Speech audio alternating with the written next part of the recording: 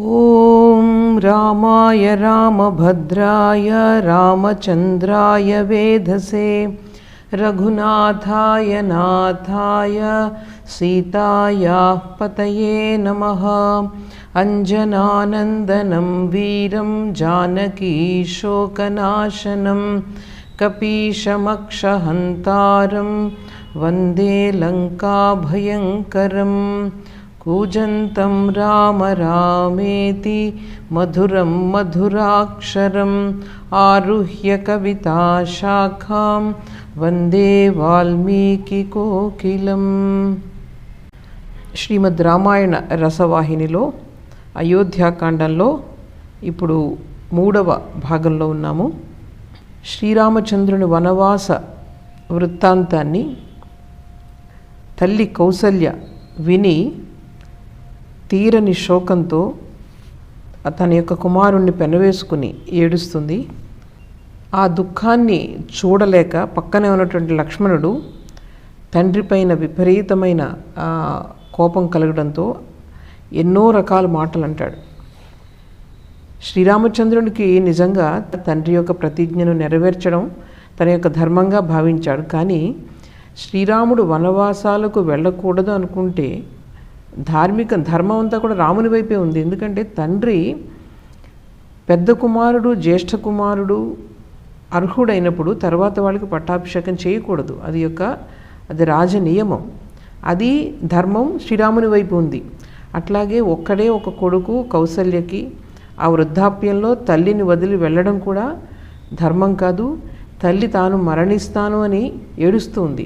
ఇవన్నీ కూడా కారణాలు చెప్పి చాలా సులభంగా రాముడు వనవాసానికి వెళ్లకుండా ఉండగలడు. కానీ ఇక్కడ ఏమిటంటే తండ్రి అసహాయ స్థితిలో ఉండిపోయాడు, ధర్మ సంకటంలో ఉండిపోయాడు. ఆ భార్య యొక్క వశం వల్ల ఆ వశంలో పడిపోయి తను ధర్మానికి దానికి కట్టుబడిపోయి ఆయన మరణయాతను అనుభవిస్తున్నాడు. ఇదన్నీ కూడా సర్వాంతర్యామి శ్రీరామచంద్రుడు ఆయన గమనించాడు. కాబట్టి తండ్రిని ఈ పరిస్థితి నుంచి రక్షించడం తన యొక్క ధర్మం అని చెప్పి వీళ్ళు ఎంత చెప్పినా సరే, కౌసల్య లక్ష్మణుడు వీళ్ళందరూ కూడా ఎన్ని మాటలన్నా సరే తన యొక్క ఈ వనవాసం వెళ్ళడం అనేటువంటి ఆ దృఢ నిర్ణయాన్ని మాత్రం ఆయన మార్చుకోడనమాట. ఇక్కడ లక్ష్మణుడికి చాలా కోపం వస్తుంది. కోపం వచ్చి తండ్రిని అనరాని మాటలు అంటాడనమాట. అక్కడ నిజంగా చెప్పాలంటే తండ్రిని ఒక విధంగా లక్ష్మణుడు అపార్థం చేసుకున్నాడు. రాముని పైన ప్రేమతో ఆ తండ్రిని కూడా అనరాని మాటలు అంటూ ఉంటాడు. నిజానికి దశరథునికి రాముని వనవాసాలకు పంపడం ఇష్టం లేదు. కానీ లక్ష్మణుడు ఏమనుకుంటున్నాడంటే ఈ భార్య యొక్క మోహంలో పడి వాళ్ళిద్దరూ కలిసి వీళ్ళు ఇలా పన్నాగం పన్నారు. ఎప్పుడో 2 వరాలు అడిగిన 2 వరాలని ఇప్పుడు తీసుకొచ్చి దశరథుడు కూడా నాటకం చేస్తున్నాడు. ఆవిడ అడుగుతోంది కాబట్టి నేను రాముడిని వనవాసాలకు పంపించాల్సి వస్తుందని చెప్పి నాటకం వేస్తున్నాడు. ఒక భార్య యొక్క వశంలో పడిపోయి ఇలా ప్రవర్తిస్తున్నాడని చెప్పి లక్ష్మణునికి చాలా కోపం వస్తుందన్నమాట. ఆయన ఏమంటాడంటే ఈ దశరథుడు ఇంత వృద్ధుడైపోయినా సరే ఇంకా యవ్వనంలో ఉన్నానని అనుకుంటున్నాడు. ఆ భోగాసక్తి తగ్గలేదు. అందువల్ల ఈ కామవశుడై ఒక స్త్రీ మాటలకు బానిస అయిపోయి ఇటువంటి నిర్ణయాలను తీసుకుంటున్నాడు. రాముడు ఈ విధంగా ఆ మాటలు విని అటువంటి తండ్రి, అటువంటి రాజు ఎవరైతే కామవశుడయ్యాడో అటువంటి తండ్రి మాటలు వినాల్సిన అవసరం లేదు. అది రాజు ఆ విధంగా వశం అవ్వడం అనేది అది ధర్మబద్ధం కాదు. అందువల్ల రాముడు అసలు వనవాసాలకు వెళ్ళాల్సిన అవసరం లేదు తండ్రి మాటను విని. అసలు రాముడు ఏం తప్పు చేశాడని వనవాసాలకు వెళ్ళాలి? ఇంత ధర్మబుద్ధి కలవాడు, ఇంద్రియ నిగ్రహం కలవాడు, అసలు కపటతనదే తెలియదు. శత్రువులు కూడా ఈయన ఎంతో అభిమానిస్తారు. శత్రువులు కూడా ఒక దోషం వాళ్ళు ఇంచి చూపించలేరు. అటువంటి ధార్మిక స్వభావం కల నా అన్నగారు ఎందుకు ఈ విధమైన శిక్షణ అనుభవించాలి అని చెప్పి అప్పుడు రాముడి వైపు తిరుగుతాడనమాట. రాముడి వైపు తిరిగంటాడు, అసలు ఈ విషయం ఎవరికి తెలియకముందే మనం ఈ రాజ్యాధికారాన్ని, ఈ అయోధ్య యొక్క రాజ్యాధికారాన్ని మనం చేజిక్కించుకుందాం. నీ పక్కనే నేను ఉంటాను ఉండి అసలు ఎవరు ధైర్యంతో మన ముందుకు వస్తారని నేను చూస్తాను. మొత్తం అయోధ్య నగరం అంతా కూడా నా బాణాల ధాటికి నిర్మానుష్యం అయిపోతుంది. అంతటి శక్తి ఉంది నా బాణాలకు. అలాగే ఒకవేళ భరతుడే కనుక యుద్ధానికి వస్తే కనుక మొత్తం వాళ్ళందరినీ కూడా నాశనం చేసేస్తాను. ఈ దశరథ మహారాజా ప్రియ భార్య కైకేయి ఉంది కదా, ఆవిడ వెంటేసుకుని ఒకవేళ యుద్ధానికి వస్తే కనుక వాళ్ళిద్దరినీ బంధించేస్తాను. తర్వాత అవసరమైతే చంపుతాను కూడా. ఎందుకంటే అధర్మ మార్గాన్ని అనుసరించే రాజు అయినా సరే, గురువైనా సరే చంపడంలో తప్పేం లేదు. ఈ విధంగా కామంతో అంధుడైపోయినటువంటి ఈ తండ్రిని శిక్షించిన, దండించిన ఏ పాపం మనకు రాదు. ఇది కూడా ధర్మబద్ధమే. అసలు ఏ కారణం చూపించి కైకేయికి తర్వాత ఆవిడ కొడుక్కి ఈ రాజ్యాన్ని కట్టబెట్టాలని అనుకుంటున్నాడు. అసలు ఎంతమంది, వీళ్ళందరూ ఎంతమంది వచ్చినా సరే మనల్ని ఎవరు కూడా ఓడించలేరు రామా అని చెప్పి తల్లి కౌసల్యాదేవి వైపు తిరిగాడనమాట. అసలు నేను మనసా వాచా కర్మణ, నేను రాముని యొక్క దాసుణ్ణి, నేను ఈ ధనుస్సు పైన, నేను చేసుకున్నటువంటి పుణ్యకర్మలపైన, ధర్మం పైన ఒట్టు వేసుకొని చెప్తున్నాను, రాముడి కోసం నేను ఏం చేయమన్నా చేస్తాను, ఎటువంటి త్యాగమైనా చేస్తాను. నిజంగా రాముడే కనుక అడవులకు వెళ్ళాలి అని నిర్ణయించుకుంటే నేను కూడా అడవులకు వెళ్ళిపోతాను. అమ్మ నువ్వు అసలు బాధపడద్దు, నీ దుఃఖాన్ని నేను చూడలేకపోతున్నాను, నేను ఎట్లా అయినా సరే నీ దుఃఖాన్ని నేను తీరుస్తాను, నువ్వు బాధపడద్దు అని చెప్తాడు. అప్పుడు కౌసల్య ఆ మాటలన్నీ విని రాముడి వైపు తిరుగుతుంది. రామునితో అంటుందన్నమాట, చూడు నీ తమ్ముడు మాటలు విన్నావు కదా, దీన్ని బట్టి నువ్వే నిర్ణయం తీసుకో. నీ యొక్క తండ్రి నా యొక్క సవతి కైకేయి యొక్క ఆవిడని మురిపించడం కోసం నన్ను దుఃఖంలో ముంచి నేను అడవులకు పంపిస్తున్నాడు. నీవేమో పితృవాక్య పరిపాలన అదొక ధర్మం అంటూ చెప్పి నన్ను ఒంటరిదాన్ని చేసి నువ్వు అడవులకు వెళ్ళొద్దు. నీవు ధర్మాధర్మాలని తెలిసిన వాడువు, మరి వృద్ధాప్యంలో తల్లి సేవలు చేయడం కూడా పరమధర్మం అని నీకు తెలుసు కదా. ఎంతమందో మన యొక్క చరిత్రలో ఈ విధంగా మాతృసేవ చేసి స్వర్గాన్ని పొందారు. అలాగే తండ్రి నీకెంతటి పూజ్యుడో తల్లిగా నేను కూడా పూజ్యురాలినే కదా. నేనేమో నీకు అనుమతి ఇవ్వడం లేదు. నేను అనుమతి ఇవ్వకపోతే నువ్వు ఎలా వెళ్తావు? నువ్వు నన్ను సంతోషపెట్టాలి వృద్ధాప్యంలో. ఒకవేళ అలా కూడదు, నేను అడవులకే వెళ్తాను అంటే నన్ను కూడా నువ్వు తీసుకెళ్ళు, నువ్వేం చేస్తే అది చేస్తాను, నువ్వేం తింటే అక్కడ తింటాను. ఒకవేళ నన్ను కాదని నువ్వు అడవులకు వెళ్ళిపోతే మాత్రం నేను ఆమరణ నిరాహార దీక్ష చేస్తాను అని వాపోతుందన్నమాట. అప్పుడు రాముడు మాత్రం కొంచెం కూడా తొడకడు బెనకడు. ఆయన అంటాడు, అమ్మ నేను తండ్రి ఆజ్ఞను తప్పక పాటించాలి, ఆయన ఆజ్ఞను అతిక్రమించే శక్తి నాకు ఏమాత్రమూ లేదు. ఈ పితృవాక్య పరిపాలన అన్నది ధర్మం, అది ఎప్పటి నుంచో ఇది అవుతూ వచ్చింది, ఇంతకుముందు ఇంకా భవిష్యత్తులో కూడా ఇది జరుగుతుంది. అందువల్ల తండ్రి ఆజ్ఞను నేను శిరస వహించవలసినదే అని చెప్పి లక్ష్మణుడి వైపు తిరిగి రాముడు అంటాడనమాట, సోదరా నీకు నా పైన ఎంత ప్రేమ ఉందో నాకు తెలుసు, అలాగే నీ బలపరాక్రమాలు కూడా ఎటువంటివో నాకు తెలుసు. తల్లి దుఃఖంలో మునిగి ఉండి సత్యానికి ధర్మానికి వ్యతిరేకంగా కొంచెం మాట్లాడుతూ ఉంది, ఆ దుఃఖంలో అలా మాట్లాడుతూ ఉంది. నీకు ఒక విషయం చెప్తున్నాను, అన్ని పురుషార్థాలకు కూడా ధర్మమే మూలం కాబట్టి, ఈ ధర్మం సత్యం పైన ప్రతిష్ఠితమై ఉంది కాబట్టి మనం ధర్మాన్ని తప్పకూడదు, సత్యాన్ని తప్పకూడదు. ఈ రెండిటికి కూడా అవినాభావ సంబంధం ఉంది. నేను ఇచ్చిన మాటను తప్పకూడదు అని చెప్పి నేను మన తండ్రి గారి ఆజ్ఞను శిరస వహిస్తాను. అలాగే కైకేయి కూడా నా తండ్రి మాటనే తెలియచేస్తుంది, అందువల్ల నేను తప్పకుండా శిరస వహిస్తాను అని చెప్పి మళ్ళీ తల్లితో అంటారనమాట. అమ్మ నేను అరణ్యాలకు పోవడం అన్నది తప్పనిసరి, నువ్వు అడ్డు చెప్పొద్దు, నన్ను ఆశీర్వదించు, నేను మళ్ళీ ఈ 14 ఏళ్ళు అరణ్యవాసం చేసి తిరిగి అయోధ్యకు వస్తాను. నా తండ్రి గారు ఎవరైతే ఉన్నారో ఆయన రాజు, ఈ రాజ్యానికి రాజు, ఆయన ఆజ్ఞను మనం ధిక్కరించకూడదు. ఆ ధిక్కరించే అధికారం నాకు లేదు, నీకు లేదు, సుమిత్రాదేవికి లేదు, సీతకు లేదు, లక్ష్మణుడికి లేదు. ఇది మన యొక్క సనాతన ధర్మం. రాజాజ్ఞ అన్నది దైవాజ్ఞతో సమానము. అందువల్ల మీరు ఏం చేస్తారంటే నా యొక్క రాజ్యాభిషేకానికి కావలసిన అన్నీ కూడా ఏర్పాటయ్యాయి. ఆ ఏర్పాట్లతోనే భరతునికి రాజ్యాభిషేకం చేయించండి. నేను వనవాసానికి వెళ్తున్నాను, దయచేసి నన్ను ఆశీర్వదించి పంపు అని చెప్పి తల్లిని ప్రాధేయపడి ఆ విధంగా తల్లికి తర్వాత ఆ తమ్ముడికి కూడా ధైర్యం చెప్పి తన యొక్క దృఢ నిశ్చయాన్ని తెలియజేస్తే ఇంక చేసేది ఏం లేదు కదా. ఆ కౌసల్యాదేవి మానసిక వేదనతో మూర్ఛపోతుంది.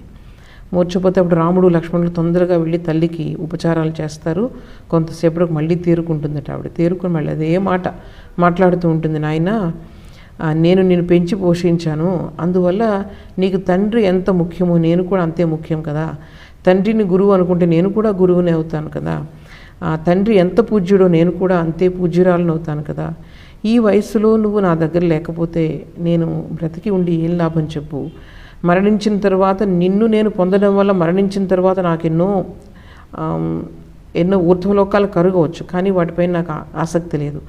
నేను జీవించి ఉన్నంతకాలం నీవు నా ఎదుట ఉండాలి అన్నది నా కోరిక, అది నా కోరిక అని చెప్పి మళ్ళీ అది చెప్తూ మళ్ళీ మూర్ఛపోతుందట. తల్లి యొక్క బాధను రాముడు చూస్తున్నాడు, కానీ ఆయన మనసు మాత్రం చాలా దృఢ నిశ్చయంతో ఉంది. లోపల వేదనాభరితంగా ఉంది, కానీ పైకి మాత్రం ఆయన తెలియనివ్వటం లేదనమాట. ఆయనలో ఈ ధర్మ నిష్ఠ అన్నది కొంచెం కూడా మారలేదు. అప్పుడు తమ్ముడితో అంటున్నాడు, చూడు నాయనా, నా పట్ల నీకు ఉన్న భక్తి, నీ యొక్క పరాక్రమం నాకు తెలుసు, కానీ నువ్వు కూడా నన్ను అర్థం చేసుకోకుండా ఈ ధర్మ సంకట పరిస్థితిలో అమ్మ కౌసల్యతో కలిసి నన్ను చాలా ఇబ్బంది పెడుతున్నావు.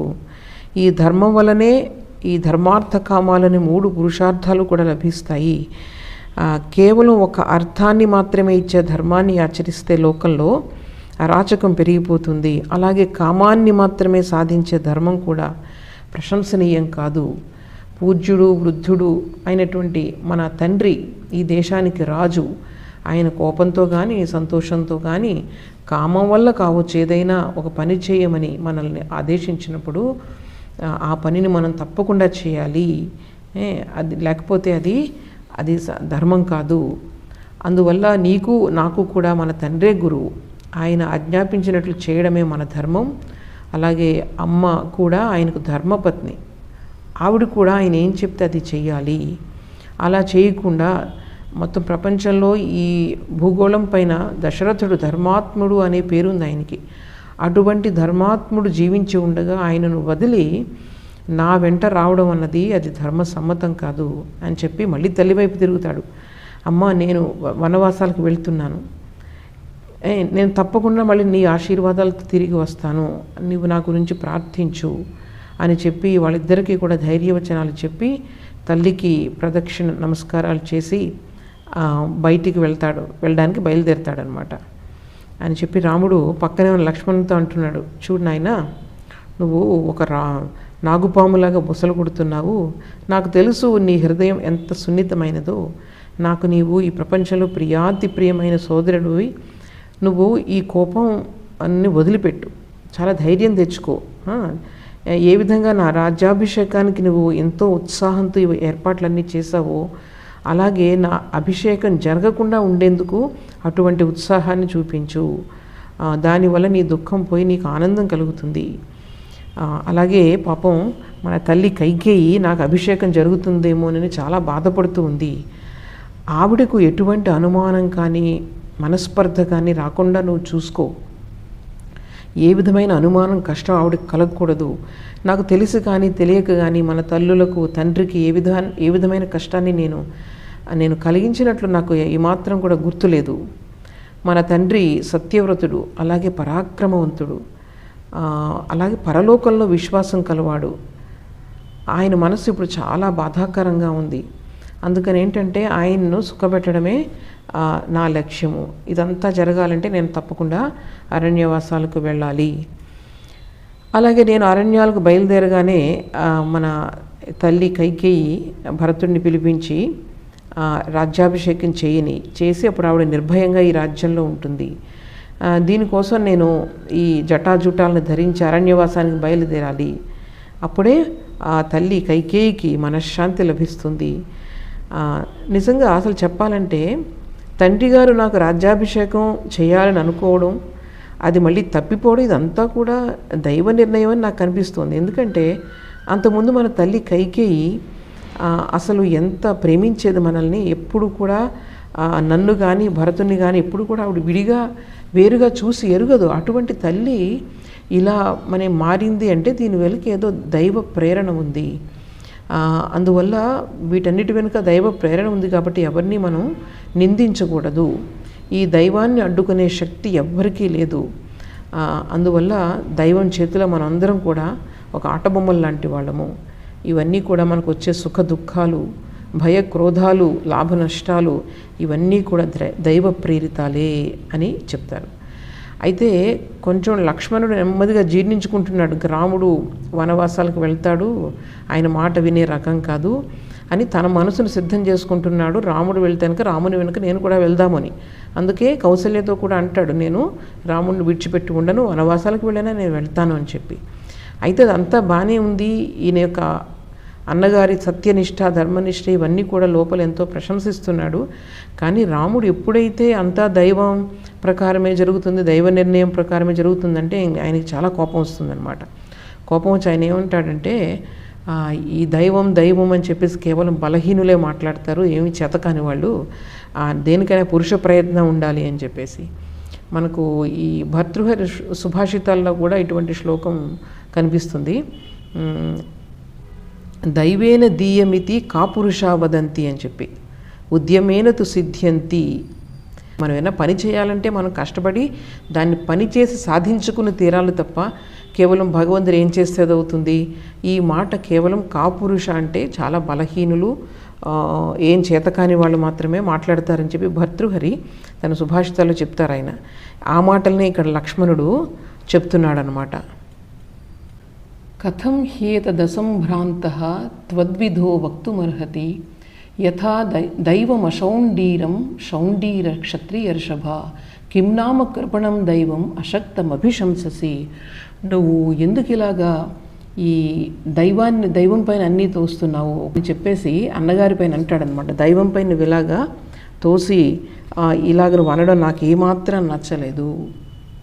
పితృవాక్ పరిపాలన చేయకపోతే ధర్మహాని కలుగుతుంది, అలాగే లోకులు నిన్ను గౌరవించరేమో, నువ్వు భయపడుతున్నావు అని చెప్తున్నాడు. అది ఆ భయంతో నువ్వేం చేస్తున్నావు అంటే దైవంపై నెట్టివేస్తున్నావు అన్నీ కూడా. నిజానికి దైవానికి ఏం శక్తి లేదు. అది ఎప్పుడు కూడా దైవం తన యొక్క పనిని నెరవేర్చుకోవడానికి ఇంకొకరిని ఆశ్రయిస్తూ ఉంటుంది. దీనులైన వారు, శక్తిహీనులైన వారు మాత్రమే దైవాన్ని తలుస్తూ ఉంటారు.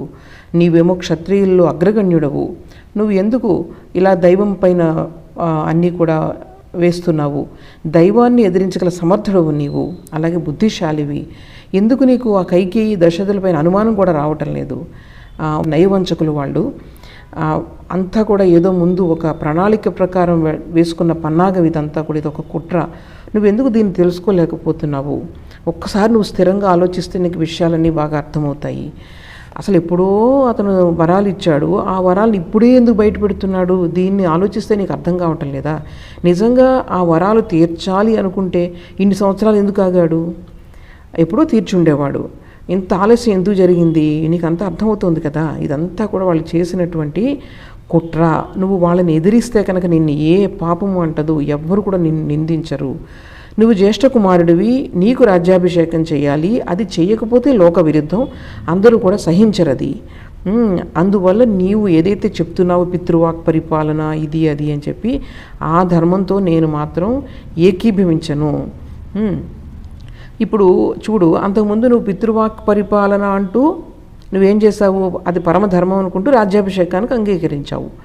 మళ్ళీ ఈరోజు కూడా అదే పితృవాక్ పరిపాలన అంటూ అడవులకు వెళ్తాను అంటున్నావు. మరి అటువంటిప్పుడు ధర్మం క్షణక్షణానికి మారిపోతుంది ఏమిటి? మరి అప్పుడు ధర్మబద్ధంగానే చేస్తున్నాను అంటున్నావు, ఇప్పుడు కూడా ధర్మబద్ధంగా చేస్తున్నాను అంటున్నావు. మరి ఆ ధర్మం అనేది నిమిషానికి నిమిషానికి మారిపోతూ ఉంటుందా? అటువంటి ధర్మం ఎలా అవుతుంది? అందువల్ల నువ్వు చెప్తున్నటువంటి పితృవాక్ పరిపాలన కేవలం ఒక వ్యామోహమే తప్ప ధర్మం కాదు. ఒకవేళ నీవు అనుకున్నట్లే ధర్మమే అనుకున్నా, దశరథ మహారాజు ఒక స్త్రీలోరుడు అయిపోయాడు, బానిస అయిపోయాడు.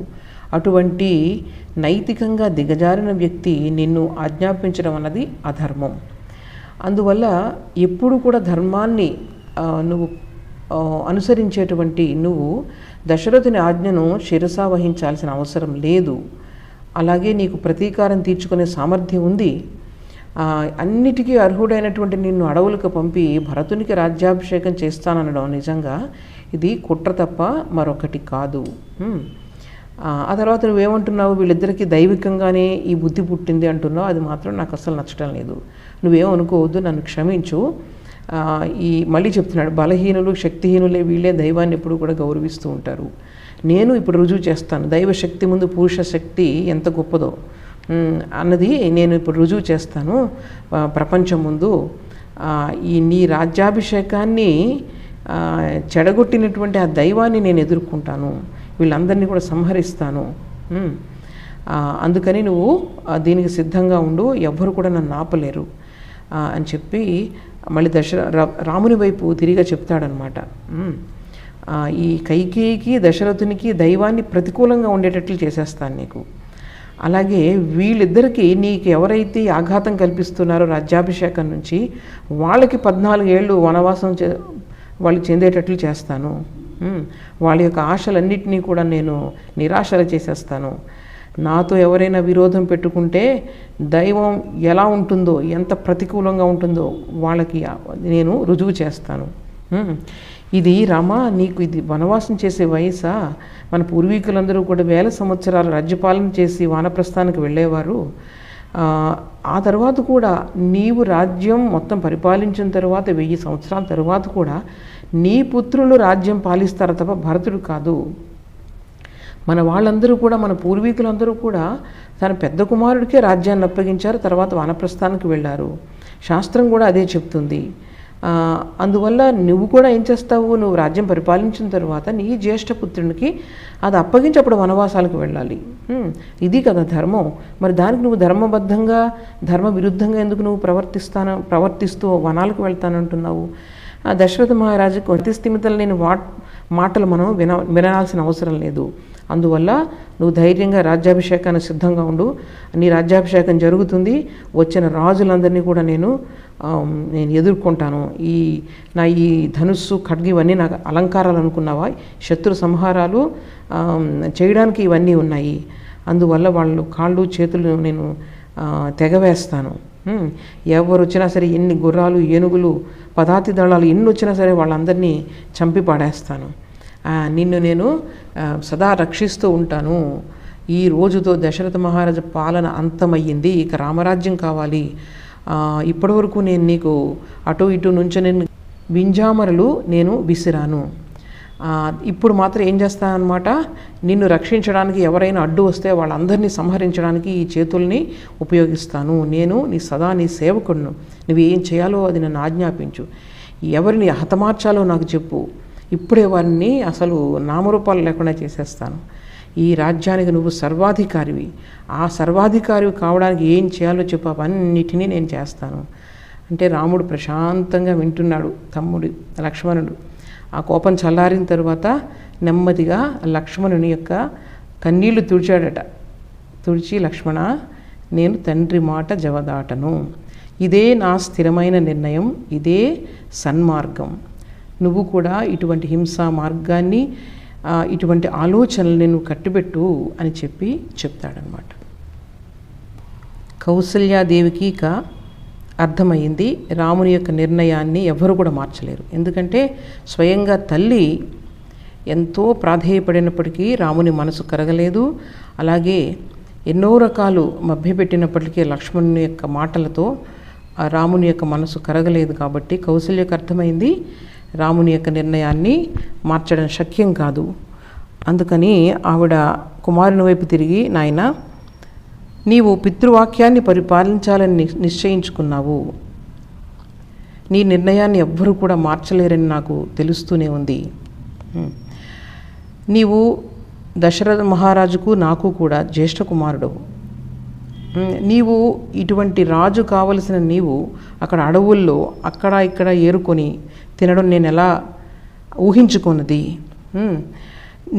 నీ యొక్క అనుచరులు, నీ యొక్క దాసీజనం కూడా నీవు తినేదానికన్నా శ్రేష్టమైన ఆహారాన్ని ఇక్కడ తింటూ ఉంటారు. అలాగే ప్రజలకు ఎంతో ప్రేమ పాత్రుడు నువ్వు. అటువంటి రాముణ్ణి దశరథుడు అడవులకు పంపాడు అంటే ఎవ్వరూ నమ్మరు. ఒకవేళ వాళ్ళు భయపడతారు. అటువంటి రాముణ్ణి అడవులకు పంపితే మనందరి గతి ఏమైపోతుంది అని చెప్పి వాళ్ళందరూ కూడా భయపడిపోతారు. అసలు నిజమే, ఈ లోకంలో మన సుఖ దుఃఖాలన్నీ కూడా దైవ నిర్ణయాలే. ఈ వనవాసం కూడా దైవ ఘటనే, అది నిజమే. ఈ దైవ బలాన్ని ఎవరు కూడా మనం ఆపలేరు. అయితే ఒక్క మాట, నీవు అడవులకు వెళ్ళగానే ఈ శరీరం కట్టెలాగా మారిపోతుంది. అందులో నుండి ఒక శోకాగ్ని వస్తూ ఉంటుంది. లోపల దహించుకుని ఆ శోకంతో నేను ఇంకా జీవించను, నాకు మరణమే తథ్యం. అందువల్ల నేను ఒక్కటే నీకు విన్నవించుకుంటున్నాను, దయచేసి నేను కూడా నీ వెంట వస్తాను రామా.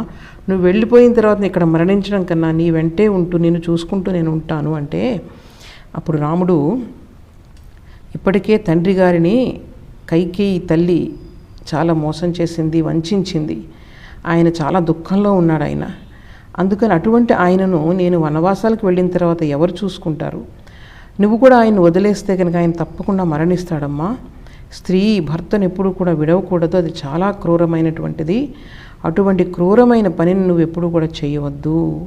ఆయన సేవలు చేయడం నీ యొక్క ధర్మం, ఇది మన సనాతన ధర్మం అంటే అప్పుడు కౌసల్య ఎంతో దుఃఖంతో అంటుందన్నమాట, నాయనా నువ్వు చెప్పినట్లే చేస్తాను, నువ్వు ఏది ధర్మమో అదే చెప్పావు, అదే చేస్తానులే అని చెప్పి బాధను దిగమింగుకొని అంటుంది. అప్పుడు రాముడు అంటాడు మళ్ళీ, ఈ దశరథ మహారాజు మనందరికీ కూడా ఆయన ప్రభువు, భగవంతునితో సమానం. మనందరం కూడా ఆయన మాటను పాటించాలి. మనల్ని ఆజ్ఞాపించే అధికారం ఆయనకుంది. పైగా ఆయన ఎంతో శ్రేష్ఠుడు, అలాగే అందరికీ కూడా పూజ్యుడు. నిజంగా ఈ 14 సంవత్సరాలు కూడా చిటికలో గడిచిపోతాయి చూడమ్మా, నువ్వు అంత బాధపడద్దు.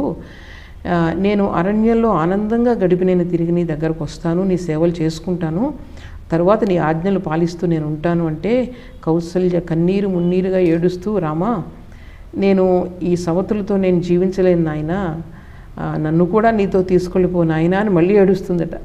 అక్కడ నీకు ఏమీ శ్రమ కలిగించను, ఏవో 2 తింటూ నీ మొహం చూసుకుంటూ అక్కడ ఉంటాను అని చెప్తే మళ్ళీ రాముడు, ఆయనకు కూడా బాధ, లోపల విపరీతమైన బాధ కలుగుతుంది. ఆ బాధను దిగంరింగుకొని ఆయన చెప్తున్నాడు, అమ్మా స్త్రీ ఎన్ని వ్రతాలు చేసినా, ఉపవాసాలు చేసినా, ఏం చేసినా భర్తకు మాత్రం సేవలు చేస్తూ ఉండాలి, లేకపోతే స్త్రీకి సద్గతి ఉండదు. ఆయనకు అన్ని ఉపచారాలు చేస్తూ ఉండు, ఎప్పుడు ఆయన సంతోషపెడుతూ ఉండు, అదే నీకు పరమధర్మం. ఇది వేదాల్లోనూ శృతుల్లోనూ కూడా చెప్పబడింది. అలాగే నా క్షేమాన్ని కోరుతూ నా కోసం నువ్వు వ్రతాలు చేస్తూ ఉండు, దేవతలందరికీ కూడా ప్రార్థిస్తూ ఉండు, బ్రాహ్మణాదులకు సత్కారాలు దానాలు ఇవ్వు, చక్కటి ఆహార నియమాలు పాటిస్తూ ఉండు.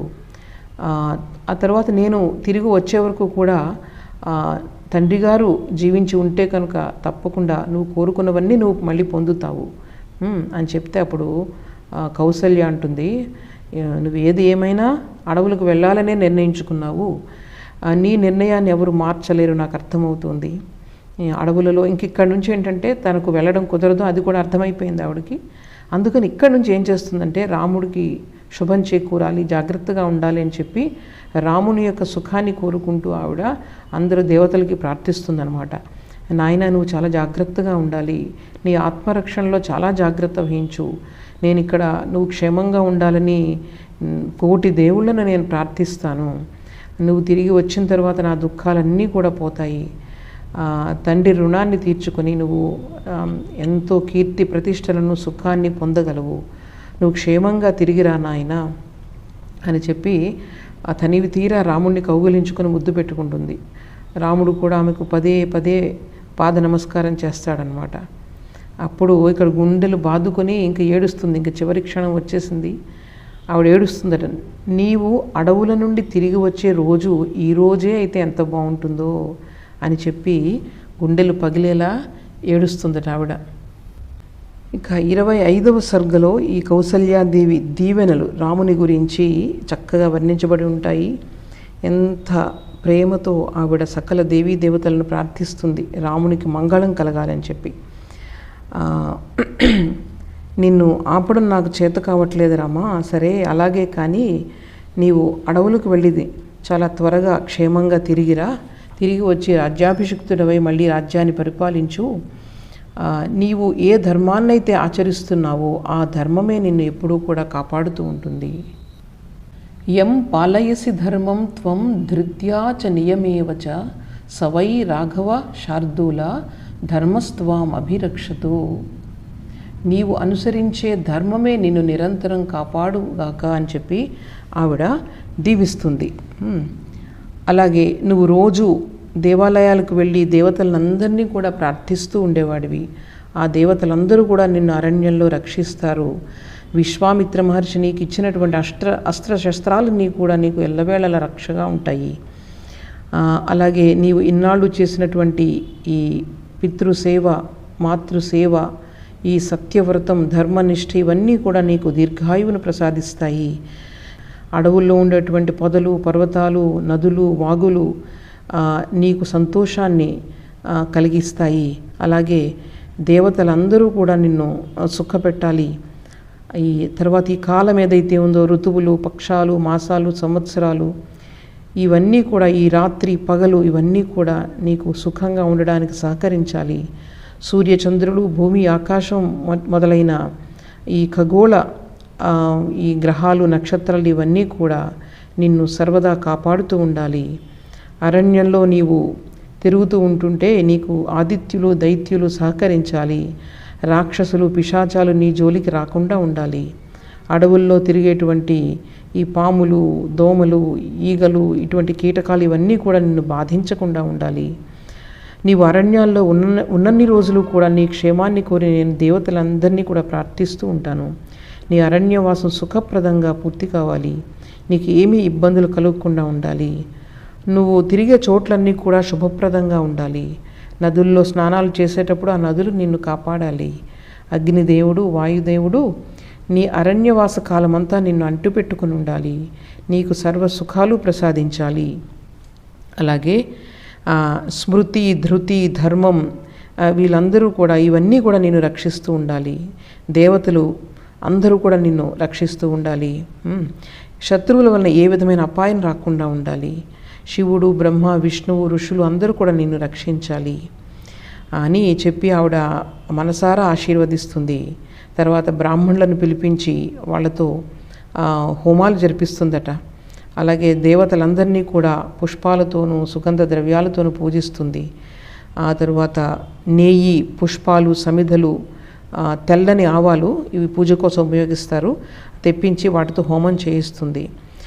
రాముడు అడవుల్లో సుఖంగా ఉండాలని ఈ బ్రాహ్మణులందరి చేత కూడా మంత్రాలు చదివిస్తుంది. పెరుగు, తేనె, అక్షతలు, నెయ్యి ఇవన్నీ ఇచ్చి బ్రాహ్మణుల చేత పుణ్యాహం చేయిస్తుంది. అమృతం తేవడానికి వెళ్ళిన గరుత్మంతుడు నాడే ఆయనకు కలిగిన శుభాలన్నీ కూడా నీకు కలగాలి.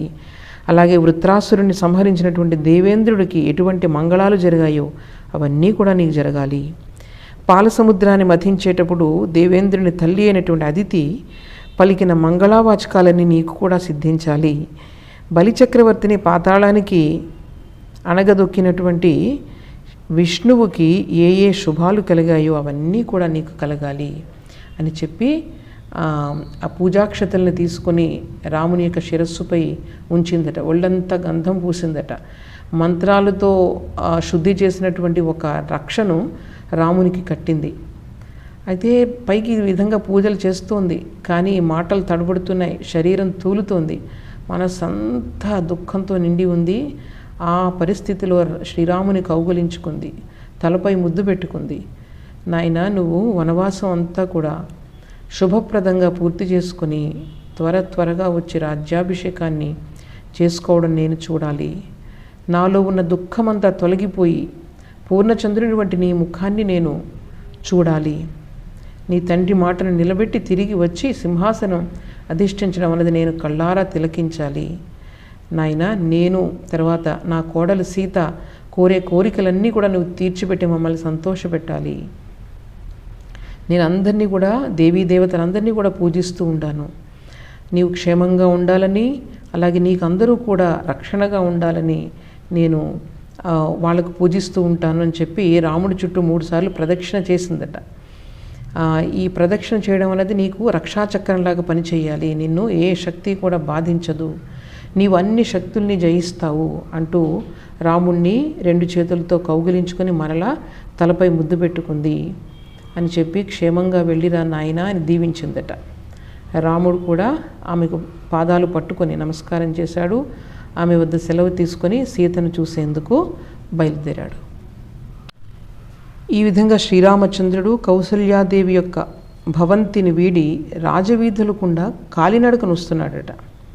కాలినడకను వస్తూ ఉంటే అందరూ కూడా ఆశ్చర్యంగా చూస్తున్నారు. అదేమిటది, ఈ రాజకుమారుడు ఈ విధంగా రథంలో కాకుండా కాలినడకను వస్తున్నాడు అని చెప్పేసి అందరూ కూడా రాముడిని చూడాలి అని చెప్పి జనమందరూ కూడా వీధుల్లో నిలబడి ఉన్నారు. రాముని చుట్టూ భద్రతా సిబ్బంది లేదు, రథం లేదు. ఎందుకు ఇలా వస్తున్నాడు రాముడు అంటూ వాళ్ళందరూ కూడా ఆశ్చర్యపోతున్నారు, ఒకరికొకరు చెప్పుకుంటున్నారు. ఇటుపక్క రాముని యొక్క భవంతిలో సీత ఎదురు చూస్తూ ఉంది. ఎప్పుడు అభిషేక వ్రతాన్ని పూర్తి చేసుకుని రాముడు వస్తాడా చూద్దామని ఎదురు చూస్తూ ఉందట. ఆ భర్తకు ఎలా స్వాగతం పలకాలో అవన్నీ కూడా సిద్ధం చేసుకుని ఉందట. ఇష్టదేవతలందరి పూజను ముగించింది.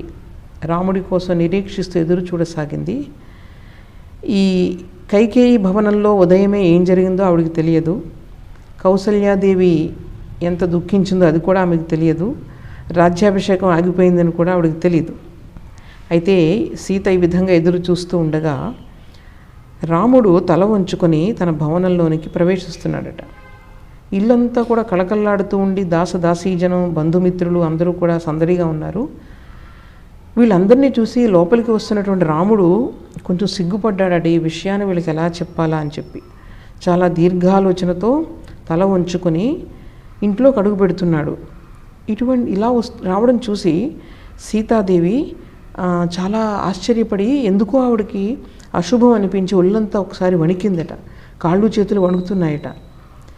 అయితే సీతాదేవిని చూడగానే రాముడు కూడా తన దుఃఖాన్ని ఆపుకోలేకపోయాడు. ఇంతవరకు కూడా వాళ్ళందరి దగ్గర పైకి ఏమీ తెలియచేయనివ్వకుండా చాలా గంభీరంగా ఉన్నాడు. ఒక్కసారి సీతకి ఎలా చెప్పాలి ఈ వార్తనని చెప్పి ఆ విషయాన్ని తలుచుకొని ఆయన అణుచుకోలేకపోయి దుఃఖం పెళ్ళుబికి వచ్చిందట.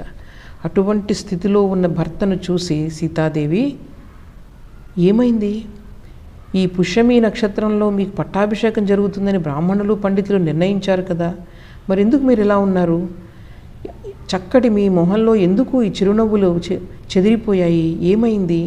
మీ చుట్టూ ఈ వందిమాగతులందరూ రావటం లేదంటే మిమ్మల్ని స్తుతిస్తూ, అలాగే అభిషిక్తుడైన తర్వాత తలపైన తేనె పెరుగు అక్షతలు వంటివి కనిపించడం లేదేంటి? అలాగే మీ వెనుక ఈ మంత్రులు బ్రాహ్మణులు ఎవరూ రావడం లేదేంటి? అలాగే మీ ముందుగా వచ్చేటువంటి ఆ మదపు టేనుగు ఏదైతే ఉందో అది రావటం లేదేంటి? ఎందుకు ఎక్కడ సంతోషమే కనిపించట్లేదు మీ మొహంలో అంటే అప్పుడు రాముడు, పూజ్యుడైనటువంటి నా తండ్రి దశరథ మహారాజు నన్ను అరణ్యవాసం చేయమని ఆజ్ఞాపించాడు. నీవు ఉత్తమమైన రాజవంశంలో పుట్టావు, నీకు తెలియని ధర్మాధర్మాలు లేవు. నీకు ఏం జరిగిందో వివరంగా చెప్తాను, నువ్వు విను. పూర్వం నా తండ్రి దశరథ మహారాజు తల్లి కైకేయికి 2 వరాలు ఇచ్చి ఉన్నాడు. ఆ వరాలను ఇంతవరకు కూడా ఆవిడ ఉపయోగించుకోలేదు. నా రాజ్యాభిషేకం మాట విని నిన్న తన యొక్క 2 వరాలు తీర్చమని రాజుని నిర్బంధించింది. అయితే రాజు ఏమిటంటే తను యొక్క ఇచ్చిన మాటను నెరవేర్చుకోవాలి కదా, ఆ నెరవేర్చుకోవాలనే ఆయన యొక్క ధార్మికమైనటువంటి ఆయన నైజాన్ని ఆవిడ ఆసరాగా తీసుకొని తన పంతం నెగ్గించుకుంది. ఆమె కోరిన కోరిక ప్రకారం ఈ రోజు నుండి 14 సంవత్సరాలు నేను వనవాసం చేయాలి, అలాగే నా స్థానంలో భరతునికి పట్టాభిషేకం చేయాలి అని చెప్పి ఆవిడ కోరుకుంది. అందువల్ల ఈ విషయాలన్నీ నీకు చెప్పి వెళ్దామని వచ్చాను. భరతుడు రాజైన తర్వాత నీవు ఎలా ఉండాలో ఆ విషయాలు నీకు చెప్తున్నాను. భరతుడు నీకు నమస్కారం చేయడానికి వస్తాడు, తల్లితో నీవు సమానం కాబట్టి. అప్పుడు ఇటువంటి విషయాలు ఏవి కూడా భరతుని ముందు నువ్వు ఏమీ మాట్లాడద్దు. ఒక్కసారి ఐశ్వర్యం అధికారం కలిగింది అంటే వేరే వాళ్ళని వాళ్ళ సమక్షంలో ఎవరైనా పొగిడితే వాళ్ళు సహించలేరు. ఇది లోకంలో సహజం. అందువల్ల నా గుణగణాలను గూర్చి కూడా ఎప్పుడు కూడా అతని ముందు ప్రస్తావన తీసుకొని రావద్దు. నేను నా తండ్రి గారి ఆజ్ఞ ప్రకారం ఇప్పుడే వనవాసానికి బయలుదేరుతున్నాను, నువ్వు ధైర్యంగా ఉండు, చక్కగా ఉపవాసాది వ్రతాలు చేస్తూ నియమాలను పాటిస్తూ ఉండు. ఉదయాన్నే లేచి నా తండ్రి గారికి నమస్కరించు. నా తల్లి కౌసల్యాదేవి వృద్ధురాలు, పుత్రవియోగంతో తీవ్రమైన దుఃఖంలో ఉంది. చక్కగా ఆమెకు సేవలు చేస్తూ ఉండు. నా తల్లులందరూ కూడా నీ ప్రేమపాత్రులు కావాలి, వారందరినీ కూడా నీవు చక్కగా ఆదరించాలి. అలాగే నా తమ్ముళ్ళు భరత శత్రుఘ్నులు వాళ్ళను పుత్రుల వలె చూసుకో. భరతుడు నీకు పుత్రునితో సమానమే అయినప్పటికీ అతడు అందరికీ ప్రభువు కాబట్టి నీవు ఎప్పుడు కూడా అతనికి ఏ విధమైన అయిష్టాన్ని కలిగించే మాటలను మాట్లాడవద్దు. రాజులంతా ఎవరైతే వాళ్ళకి అనుసరిస్తారో అనుకూలిస్తారో వాళ్ళని అభిమానిస్తారు, వాళ్ళని వ్యతిరేకించే వారిపై కోపాన్ని పెంచుకుంటారు. ఈ విషయంలో వాళ్ళు ఏంటంటే వాళ్ళ సొంత పుత్రులు సొంత కుటుంబం అయినా సరే వాళ్ళు సహించరు. కనుక నీవు ఈ విషయాలన్నీ తెలుసుకొని చాలా జాగ్రత్తగా మసులుకో. నీవు ధర్మవ్రతాన్ని పాటించు, సత్యవ్రతాన్ని పాటించు, పెద్దలకు సేవ చేస్తూ ఉండు, భరతుని రాజ్యంలో నివసిస్తూ ఉండు అని శ్రీరామచంద్రమూర్తి తన భార్యకు చెప్తాడనమాట. ఇప్పుడు సీతాదేవి ఆవిడ యొక్క వ్యక్తిత్వం నెమ్మదిగా మనకు బయటకు వస్తూ ఉంటుంది. ఈ మాటలన్నీ కూడా ఆవిడ ప్రశాంతంగా ఉందట, వినది. అయితే విని దాని తరువాత శ్రీరామునిపై తనకు గల అవ్యాజమైన ప్రేమ వల్ల ఆవిడకు కోపం వచ్చిందట. ప్రేమలో నుంచి వచ్చినటువంటి కోపం అది. అటువంటి కోపంతో తన మనసులో ఉన్న మాటలన్నింటినీ కూడా నిర్భయంగా ఆయన ముందు చెప్పిందట. ఏం చెప్పిందో చూద్దాం. సీతమ్మ తల్లి ఏమంటోందంటే, కిమిదం భాషసే రామ వాక్యం లఘుతయా ధ్రువం త్వయా యదపహాస్యం మే శ్రుత్వా నరవరాత్మజ. నీ మాటలు వింటుంటే నాకు నవ్వు వస్తుంది. ఎందుకు ఇట్లాంటి అర్థరహితమైన మాటలు మాట్లాడుతున్నావు? ఎప్పుడు కూడా ఇంతకుముందెప్పుడు కూడా ఇటువంటి మాటలు నువ్వు మాట్లాడలేదు. అలాగే ఒక రాజకుమారుడిగా నీవు మాట్లాడదగిన మాటలు కాదు ఇది అని చెప్పి అపహాస్యం ఉంటుందన్నమాట, నవ్వు వస్తుందట. ఆర్యపుత్ర పితా మాతా భ్రాతా పుత్రస్తథా స్నుష స్యాని పుణ్యాని భుంజానాహ స్వం స్వం భాగ్యం ఉపాసతే. తండ్రి తల్లి అలాగే సోదరులు పుత్రులు వీళ్ళందరూ కూడా ఎవరు చేసుకున్న పాపకర్మల ఫలితాన్ని వాళ్ళు అనుభవిస్తూ ఉంటారు. అలాగే శుభాశుభ కర్మ ఫలాలన్నీ కూడా వారే అనుభవిస్తారు. అయితే భార్య విషయం మాత్రం వేరు. భర్తుర్భాగ్యం తు భార్యైక ప్రాప్నోతి పురుషర్షభ అతశ్చైవాహమాదిష్ట వనే వస్తవ్యమిత్యపి. అంటే ఇంతవరకు కూడా నా తండ్రిని బాగా చూసుకో, నా తల్లులను బాగా చూసుకో, వాళ్ళ సేవ చెయ్యి, వాళ్ళని ఇలా చూడు అలా చూడు, వాళ్ళని జాగ్రత్తగా చూసుకో, ఇవన్నీ చెప్పాడు కదా రాముడు. దానికి సమాధానంగా ఈవిడ చెప్తుందన్నమాట. వాళ్ళ యొక్క కర్మలను బట్టి వాళ్ళ యొక్క ఫలితాలు కూడా జీవితంలో అనుభవిస్తారు. కానీ భార్య విషయం వేరు. భార్య భర్తకు అర్ధాంగి. అందువల్ల భర్త యొక్క భాగ్య ఫలాలను పొందుటకు భార్య మాత్రమే అర్హురాలు. అందువల్ల వనాల్లో నివసించు అని మహారాజు మీకు ఇచ్చిన ఆదేశం భార్యగా నాకు కూడా ఇచ్చినట్లే. అందువల్ల నేను మీతో రావాల్సిందే. చూడండి ఎంత ఖరాఖండిగా చెప్తుందో. ఈ ధర్మాధర్మ సూక్ష్మాలు ఇంకెవరు మాట్లాడలేరు, ఆ విధంగా మాట్లాడుతుంది ఇక్కడ సీతమ్మ తల్లి. వాళ్ళందరికీ సేవ చేయమని చెప్తున్నావు కదా, అది ధర్మబద్ధం కాదు, నీతో పాటు ఉండడం మాత్రమే ఇది ధర్మబద్ధము. అలాగే ఇంకా చూడండి చాలా ధర్మ సూక్ష్మాలు చెప్పుకుంటూ వస్తుంది. ఈ లోకంలో అయినా పరలోకంలో అయినా కూడా భార్య భవిష్యత్ అంతా కూడా భర్తతోనే ముడిపడి ఉంటుంది. అదే స్త్రీకి ఉత్తమ గతులను ప్రసాదిస్తుంది. నీవు అడవులకు బయలుదేరితే నేను కూడా నీతో వస్తాను. అలాగే నీ ముందు నడుస్తూ అక్కడ ఉండే దారిలో ఉండేటువంటి రాళ్ళు ముళ్ళు ఇవన్నీ కూడా శుభ్రం చేస్తూ ఉంటాను. ఇక్కడ చూడండి, ఒక్కసారి కూడా సీత ఈ దశరథుడు ఎందుకు అలా చేశాడు, ఈ రాజ్యాన్ని ఎందుకు ఇలా చేశాడు, ఆవిడ ఇప్పుడు ఆ పట్టపురాణి కాబోతుంది. కానీ అవి ఏమీ ఆవిడకి పట్టలేదు. అసలు అవన్నిటిని వాటి గురించి ఆవిడ ప్రశ్నించలేదు ఒక్క మాట కూడా. ఎందుకు ఇలా పంపుతున్నాడు, ఇంత అన్యాయం ఎందుకు చేస్తున్నాడు, ఇట్లా ఒక్క మాట కూడా రాలేదు. వెంటనే పరిస్థితిని ఆవిడ గ్రహించి తాను చేయాల్సింది ఏంటి భార్యగా అన్న దానిపైనే ఆవిడ ఆలోచిస్తోంది, తర్కిస్తోంది, వాదిస్తోంది అనమాట. సో నన్ను వనాలకు తీసుకువెళ్ళని చెప్తోంది. అలాగే భార్య ఎప్పుడు కూడా భర్తనే అనుసరించాలి, అది శాస్త్రసమ్మతం. అలా భర్తతో కలిసి ఉండడమే భార్యకు ధర్మం. ఈ భార్య ధర్మాలన్నీ కూడా నా తల్లిదండ్రులు నాకు ఉగ్గుపాలతో నేర్పించారు. ఇవాళ నేనేం కొత్తగా నేర్చుకోవాల్సింది ఏం లేదు. అలాగే మీరు వెళ్ళే అడవి చాలా ముళ్ళ పొదలతో కూడి ఉంటుందని, పులులు సింహాలు వంటి క్రూరముగాలు ఉంటాయని నాకు భయపెట్టవద్దు, నన్ను భయపెట్టదు, ముందే చెప్పేస్తుంది ఆవిడ. భయపెట్టవద్దు. ఎటువంటి కష్టాలు ఎదుర్కోవాల్సి వచ్చినా సరే నేను వెనుకాడను, నేను మీతో తప్పకుండా వచ్చి తీరుతాను. ఇంకా రాముడు ఏం కష్ట నష్టాల గురించి చెప్పలేదు, అయినా సరే ముందే ఆవిడ చెప్పేస్తుంది ఈ కష్టం ఉంది. ఆవిడ ఊహించేసుకుంది అనమాట ముందే, నాకు ఈ తప్పకుండా ఈ కారణాలు ఈయన చెప్తాడు అని చెప్పి. అందుకని నాకు కష్ట నష్టాలు ఉంటాయి, అవి ఉంటాయి నాకు చెప్పొద్దు. అందువల్ల ఇంకోటి ఏంటంటే, నీవు పరాక్రమవంతుడైనటువంటి భర్త నా పక్కన ఉండగా నాకు అసలు భయం ఎందుకు, ఎటువంటి ఆపదలు వస్తాయని నాకు. మీ సేవలు చేసుకుంటూ నేను పరమానందాన్ని పొందుతూ ఉంటాను. అలాగే చక్కటి సేవలు చేస్తాను నేను అరణ్యవాసంలో ఉన్ననాళ్ళు కూడా. కఠినమైన బ్రహ్మచర్యాన్ని అవలంబిస్తాను. కొండలు, గుట్టలు, పర్వతాలు, ఈ నదులు, వాగులు ఇవన్నీ కూడా చక్కగా వాటిని చూస్తూ అరణ్యంలో ఆ ప్రకృతి శోభను చూసి నేను ఆనందిస్తూ ఉంటాను. ఇలా నేను 1,00,000 సంవత్సరాలైనా మీరు పక్కన ఉంటే నేను గడపగలను. మీ పాదాలను సేవించుకుంటూ ఉంటే నాకు అది నిజంగా పుట్టింట్లో కూడా ఎంత సుఖాల మధ్యనున్నా నాకు ఆనందం నాకు లభించదు.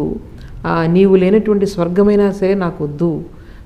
అలాగే నన్ను మీరు తప్ప వేరే విషయం తెలియని నన్ను ఈ విధంగా మీరు బదిలిపెట్టి ఒంటరిగా వెళ్ళినట్లయితే నేను ఇక్కడ ప్రాణత్యాగం చేస్తాను. అందువల్ల ఏ విధమైన అనుమానము పెట్టుకోకుండా నన్ను మీతో తీసుకెళ్ళండి. నేను మీకు బరువు కాను, అందువల్ల నేనేం బరువు కాకుండా నేను అక్కడ ప్రవర్తిస్తాను. నా కోరికను తప్పకుండా మన్నించండి. అప్పుడు రాముడు ఏం చేస్తాడంటే మళ్ళీ అరణ్యవాసంలో ఎదురయ్యే కష్టాలన్నీ కూడా చెప్తాడు ఆయన. మనస్సు మార్చాలని చాలా రకాలుగా ప్రయత్నం చేస్తాడనమాట. అక్కడ రాముడిని లక్ష్మణుడు, కౌసల్య ఏ విధంగా రకరకాల మాటలు చెప్పి వనవాసాలకు వెళ్లకుండా చేద్దామని అనుకున్నారో, ఇక్కడ శ్రీరామచంద్రుడు కూడా సీతమ్మ తల్లితో ఆ విధంగానే విశ్వ ప్రయత్నం చేస్తూ ఉన్నారు. ఇక్కడ రాముడు చెప్తున్నాడు, చూడు నువ్వెంతో గొప్ప రాజవంశంలో పుట్టావు, అలాగే నీకు ధర్మనిష్ట ఉంది. నేను తిరిగి వచ్చే వరకు కూడా నువ్వు ఇక్కడే ఉంటూ నీ స్వధర్మాన్ని ఆచరించు, అప్పుడు నేను కూడా సంతోషంగా ఉండగలుగుతాను. అట్లా కాదని నువ్వు నాతో వచ్చి ఆ కష్టాలను ఎదుర్కొంటానంటే నాకు కూడా అది కష్టంగానే ఉంటుంది. ఆ కష్టాలు నువ్వు సహించలేవు. అందువల్ల ఈ ఆలోచన నువ్వు మానుకో. ఇది మన ఇద్దరికి కూడా మంచిది, నీకు మంచిది, నాకు మంచిది. ఇక్కడ అలవాటైన ఈ సుఖాల్లో ఒక్కటి కూడా నీకు అడవుల్లో దొరకదు. తర్వాత అనవసరంగా అక్కడికి వచ్చి నువ్వు బాగా దుఃఖిస్తావు. ఇక్కడ ఎంత ప్రశాంతంగా ఉంటుందో అక్కడ అంత భయంకరంగా ఉంటుంది. తర్వాత పైనుంచి పర్వతాలపై నుంచి నీళ్లు కిందకు పడుతూ ఉంటాయి. ఆ క్రిందకు పడేటప్పుడు నిజంగా ఆ శబ్దం కర్ణ కఠోరంగా ఉంటుంది. అలాగే కొండ గుహల్లోంచి సింహాలు గర్జిస్తూ ఉంటాయి. ఆ గర్జనలు కూడా కఠోరంగానే ఉంటాయి, భయంకరంగా ఉంటాయి. ఈ పెద్ద పెద్ద క్రూరమృగాలు ఉంటాయి, అవన్నీ మనుషులు చూడగానే మన పై పడి చంపేస్తాయి. మొసళ్ళు తిరుగుతూ ఉంటాయి నదుల్లో. స్నానాలు చేయడానికి వెళ్తే అక్కడ మొసళ్ళు తిరుగుతూ ఉంటాయి, పెద్ద పెద్ద ఏనుగులు గుంపులు తిరుగుతూ ఉంటాయి. తర్వాత పగలంతా కష్టపడి మనం తిరుగుతాం కాబట్టి రాత్రి అయితే మనం ఏం చేస్తాము, సుఖంగా నిద్ర వచ్చేస్తుంది. కానీ ఆ నిద్ర వచ్చినప్పుడు ఎక్కడ పడుకోవాలి, ఆకుల పైన పడుకోవాలి. అలాగే ఆహారం కూడా సరైన వేళకు లభించదు. ఏది లభిస్తే అది తిని ఆకలి తీర్చుకోవాలి. తర్వాత అక్కడ ఎటువంటి బట్టలు వేసుకోవాలి, నార బట్టలు, ఈ జటావల్కలాలు ఇవన్నీ కూడా వేసుకోవాలి. ఆహారం దొరకలేదనుకో, ఒక్కొక్కసారి ఆహారం దొరకపోవచ్చు, ఆ రోజంతా కూడా ఉపవాసం ఉండాలి. అలాగే ఎప్పుడు పండ్లు రాలుతాయో అవి ఎదురు చూస్తూ అవి తింటూ మనం కాలం గడపాలి. తర్వాత అక్కడ ఉన్నా సరే మనం ఏం చేయాలి, దేవతలను పూజించాలి, పితృదేవతలను పూజించాలి, ఈ నిత్యకర్మలు ఏవైతే ఉంటాయో ఇవన్నీ చేయాలి. అలాగే అతిథులు ఎవరైనా వస్తే పూజించాలి. అలాగే 3 పూట్ల కూడా స్నానం చేయాలి. ఒక పూట చేసి వదిలేద్దామంటే కుదరదు. అక్కడ ఆ నీళ్ళ కోసమేమో చాలా కష్టాలు పడాలి. ఎందుకంటే 3 పూట్ల కూడా అక్కడ సంధ్యావందనాలు చేస్తూ ఉండాలి కాబట్టి స్నానం ఆచరించాలి. సో అది కూడా తప్పదు. ఇంకో విషయం ఏంటో తెలుసా, ఈ పూజ కోసం ఇక్కడంటే మన వాళ్ళు పని వాళ్ళు ఉంటారు, వీళ్ళందరూ ఏం చేస్తున్నారు, పువ్వులు అవన్నీ కూడా వాళ్ళు తీసుకొచ్చి ఇస్తున్నారు, అప్పుడు మనం పూజ చేస్తున్నాం. కానీ మనం ఏం చేయాలి, అక్కడ పూజ కోసం స్వయంగా మనం పూలను పండ్లను మనమే తీసుకొని రావాలి. అలాగే శాస్త్రోక్తంగా పూజలు చేయాలి. ఇంకా వర్షం పడిందనుకో, ఇంకా కొండ పోతగా వర్షం పడుతుంది. ఇంకా రాత్రుళ్ళు చీకటి గురించి చెప్పనవసరం లేదు. ఇంకా తర్వాత ఎప్పుడూ కూడా ప్రాణాపాయం పొంచి ఉంటుంది. భయంకరమైన సర్పాలు ఉంటాయి. అవి ఎప్పుడు వస్తాయో, ఎలా వస్తాయో, ఎక్కడి నుండి వస్తాయో అసలు మనం ఊహించనే లేము. ఇకపోతే చిన్న చిన్న తేళ్ళు, కీటకాలు, దోమలు, ఈగలు ఇవన్నీ కూడా నిత్యం మనల్ని పీక్కు తింటూ ఉంటాయి. నువ్వు చాలా సుకుమారివి, నువ్వు ఆ కష్టాలను భరించలేవు, సుఖంగా ఇక్కడే ఉండు. ఇవి కాక ఇంకోటి ఏంటంటే రకరకాల జబ్బులు చేస్తాయి అరణ్యాలు, శరీరానికి రకరకాల రోగాలు రావచ్చు.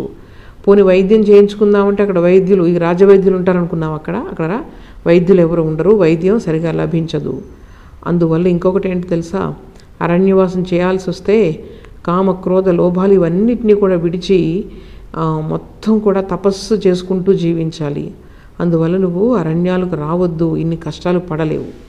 నిజంగా రాముడు ఇన్ని రకాల మాటలు చెప్పే ముందే వీటన్నిటికీ సమాధానం సీతమ్మ తల్లి ముందుగానే చెప్పేసింది. నేను కట్టిక బ్రహ్మచర్యాన్ని అవలంబించడానికి నేను సిద్ధంగా ఉన్నానని చెప్పి, అలాగే అన్ని రకాల క్రూర మృగాలు ఇవన్నీ కూడా ఎన్నొచ్చినా నాకు భయం లేదు, అసలు నువ్వు పక్కన ఉంటే నాకు దేనికి భయం లేదని ముందుగానే ఆవిడ సమాధానం చెప్పేసింది అనమాట. సో రాముడు ఈ విధంగా మళ్ళీ చెప్పేసరికి సీతమ్మ తల్లి ఏమంటుందో చూద్దాం. అప్పుడు సీతమ్మ తల్లి అశ్రుపూరిత నయనాలతో చెప్పిందట, వీటన్నిటినీ కూడా, ఈ కష్టాలన్నిటినీ కూడా నేను మీ ప్రేమపూరిత సాహచర్యం ద్వారా అన్నిటినీ కూడా నేను అధిగమిస్తాను.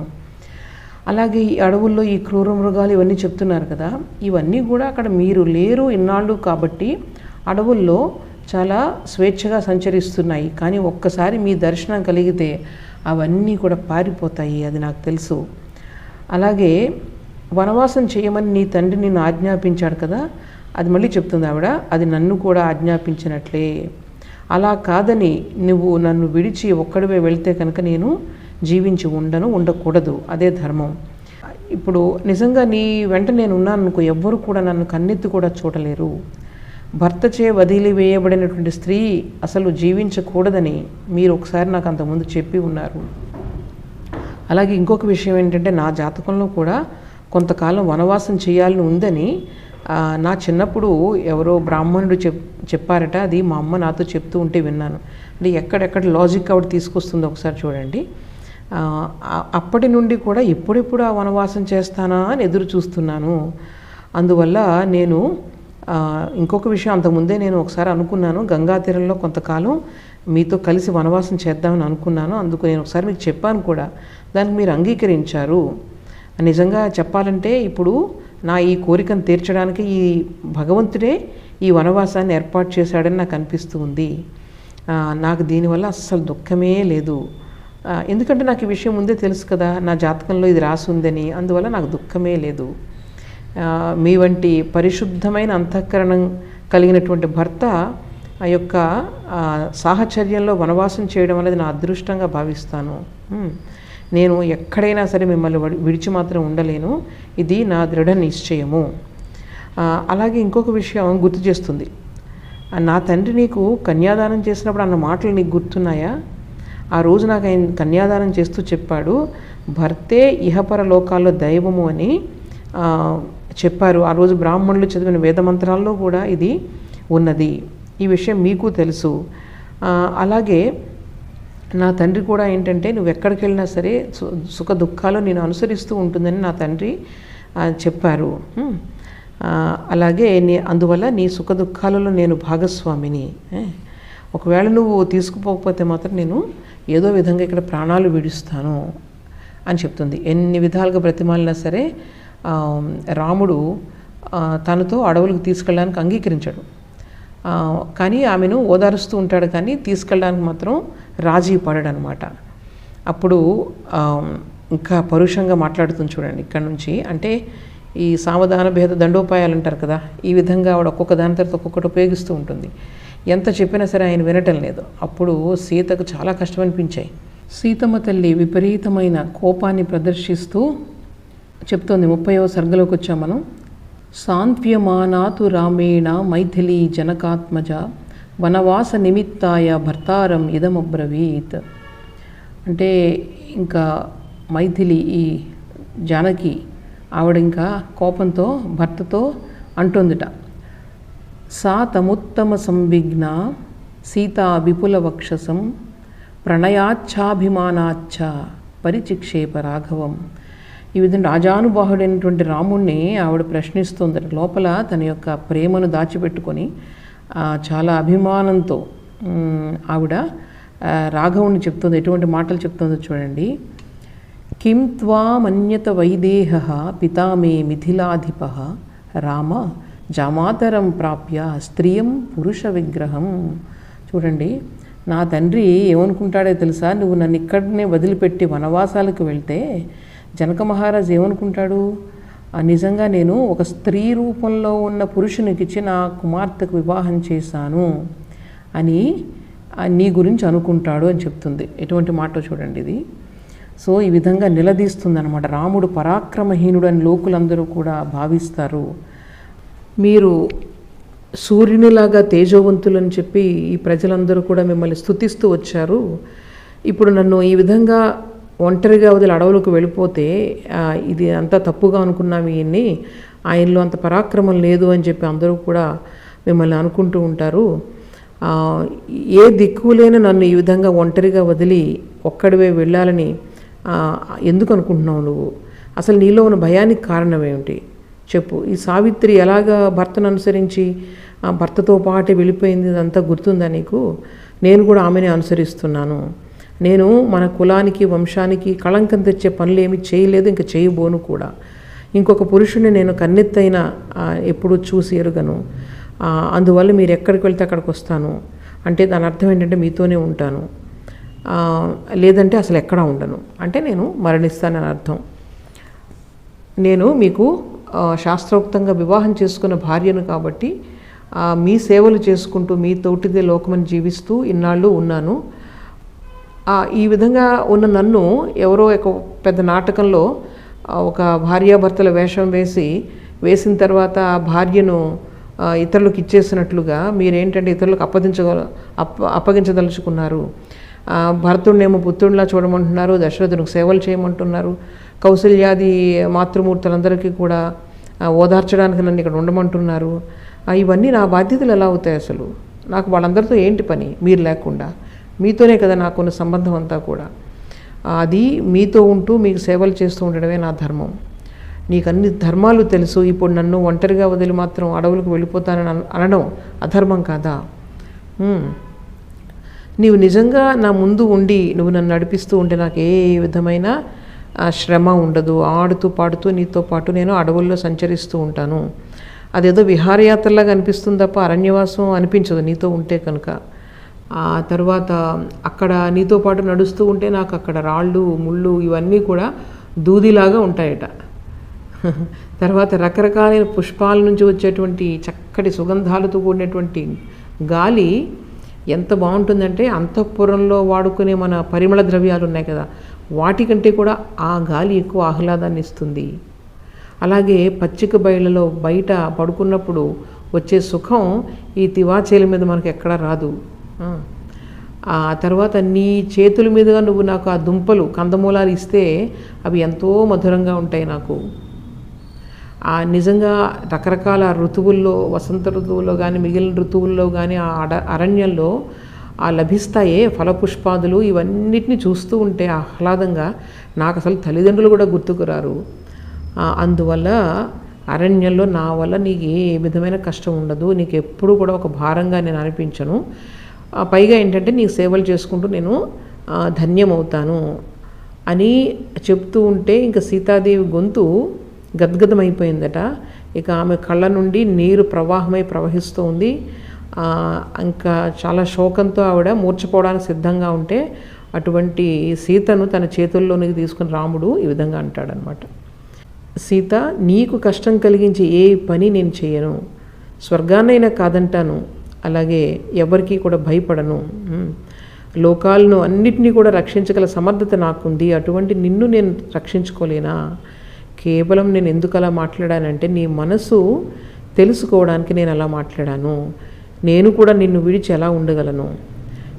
నిజానికి ఏంటంటే ఈ బ్రహ్మ మన ఇద్దరిని అన్యోన్యంగా వనవాసం చేయడానికి సృష్టించాడా అని అనిపిస్తుంది నాకు. నిన్ను ఎప్పటికీ కూడా నేను విడిచి వెళ్ళను.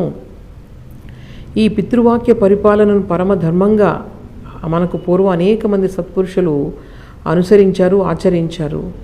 అందువల్ల నేను కూడా ఆ ధర్మాన్నే అనుసరిస్తాను. నా తండ్రి గారి మాట నిలబెట్టడం కోసం నేను వనవాసానికి వెళ్తున్నాను. తల్లిదండ్రులకు విధేయులై ఉండడం పుత్రుడుగా నా ధర్మం కాబట్టి ఆ ధర్మాన్ని నేను ఎన్నటికీ అతిక్రమించను అంటే కొంచెం ఆయన వివరించి చెప్తున్నారనమాట. ఆవిడ అడగలేదు, కానీ ఆయన వివరించి చెప్తున్నారు. ఇంకా ఏం చెప్తున్నారంటే, ఈ తల్లి తండ్రి గురువు అన్నది మనకు ప్రత్యక్ష దైవాలు. వారిని పూజించకుండా ఎక్కడో ఉన్న దేవతలను ఆరాధించడం కూడా ధర్మం కాదు. ఈ తల్లి తండ్రి గురువుకు మించిన దైవాలు ఎక్కడా కూడా మనకు కనిపించరు. అందువల్ల కళ్ళు ఎదురుగా ఉన్నటువంటి వాళ్ళని మనం అన్ని విధాలా సేవించుకోవాలి. ఎన్ని యాగ యజ్ఞ కర్మలు చేసినప్పటికీ కూడా అవి తండ్రికి చేసే సేవకు సమానం కావు. తండ్రి మాటను జవదాటని వారికి లభించినది ఏదీ ఉండదు ఈ ప్రపంచంలో. సో ఈ విధంగా వాళ్ళు ఏం కోరుకుంటే అవి సిద్ధిస్తాయి. కాబట్టి నన్ను నా తండ్రి ఏం చేయమని ఆజ్ఞాపించారో ఆ కార్యాన్ని నేను శిరసా వహించాను, అది ఆచరిస్తాను. అది మన యొక్క ధర్మం. ముందుగా అరణ్యవాసంలోని కష్టాలు నువ్వు భరించలేవని అనుకున్నాను, కానీ నువ్వు నాతో తప్పకుండా రావాలని నిశ్చయించుకున్నావు కాబట్టి నిన్ను కూడా తీసుకుని వెళ్ళాలనే నేను నిశ్చయించుకున్నాను. నీవు నాకు సహధర్మచారినిగా ఉండు ఎప్పుడూ కూడా. నీ విధంగా చక్కగా దృఢ నిశ్చయంతో నాకు నీ నిర్ణయాన్ని చెప్పడం అన్నది నేను చాలా సంతోషిస్తున్నాను. నీ నిర్ణయాన్ని నేను అభినందిస్తున్నాను. నిజంగా నీ నిర్ణయం వల్ల ఇటువైపు నా వంశప్రతిష్ఠ, అటు జనక మహారాజు వంశప్రతిష్ఠ కూడా ఎంతో చక్కగా వృద్ధి చెందుతాయి. వనవాసానికి కావాల్సిన ఏర్పాట్లన్నీ చేసుకొని నువ్వు త్వరగా వచ్చేసి, నువ్వు లేకుండా నేను స్వర్గానికి కూడా వెళ్ళను. అలాగే నీ వద్ద ఉండే విలువైన ఈ స్వర్ణాభరణాలు ఇవన్నీ ఉన్నాయి కదా, అవన్నీ కూడా నీ దగ్గర ఎవరు పనిచేస్తూ ఉంటారో వాళ్ళకి ఇచ్చేసేయి. అలాగే కొన్నిటిని బ్రాహ్మణులకు దానం చెయ్యి, ఇంకా ఆలస్యం చేయొద్దు, త్వరపడు అని చెప్తే ఆవిడ అప్పుడు సీతాదేవి ఎంతో సంతోషంతో ఆవిడ మహదానందపడిపోయిందట.